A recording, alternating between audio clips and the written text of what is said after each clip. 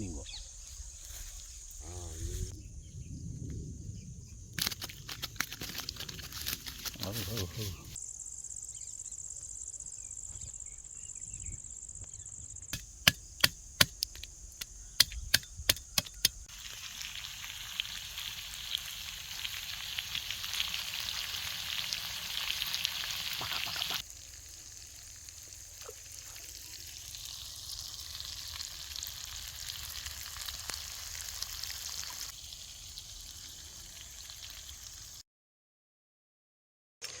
Half boil மாதிரி தான் வந்துக்குது, ஆனால் நல்லாக்குது.